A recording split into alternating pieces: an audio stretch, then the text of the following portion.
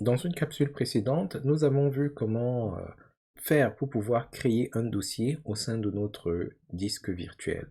Mais il est possible que nous ayons sur notre ordinateur physique des dossiers et que nous souhaiterions envoyer tous ces dossiers ou alors répliquer tous ces dossiers-là dans notre espace virtuel. Plus concrètement, voici mon dossier téléchargement et à l'intérieur de mon dossier téléchargement, j'ai un dossier VRK ici qui comporte des informations que je juge pertinentes et j'aimerais que toutes ces informations-là se retrouvent dans mon disque virtuel. Bien entendu, il existe une méthode de synchronisation dont on parlera un peu plus tard, mais avant d'y arriver, une façon simple d'amener tout ce dossier vers mon espace virtuel consiste à charger le dossier dans son intégralité. Alors, pour y parvenir, à partir de votre page d'accueil de OneDrive, vous pouvez aller au niveau du bouton Créer. Dans les options, la première fois, nous avions pris Dossier pour créer directement un dossier à partir de l'interface, mais cette fois-ci, on va plutôt prendre Chargement de dossier. Chargement de dossier, ça veut dire que ça récupère le dossier sur votre ordinateur et intégralement vient le dupliquer, le répliquer sur l'espace. Donc, on va cliquer sur Chargement de dossier. La boîte de dialogue apparaît.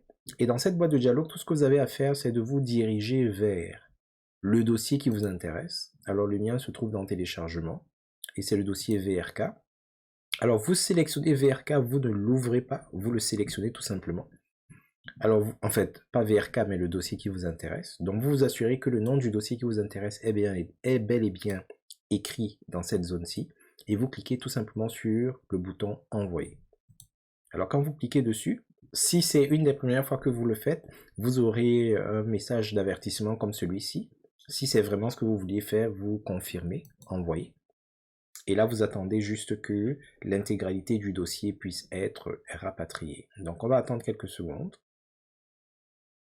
Et si on ouvre maintenant le dossier VRK, on a l'ensemble des éléments qui se trouvaient à l'intérieur.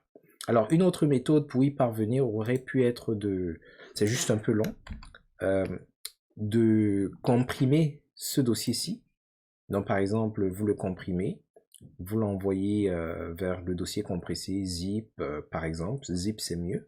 Et puis, le fichier zip, vous le téléversez dans votre environnement. Et une fois qu'il est dans votre environnement, vous le décompressez. Vous obtiendrez le même résultat, ce sera juste un peu plus d'étapes.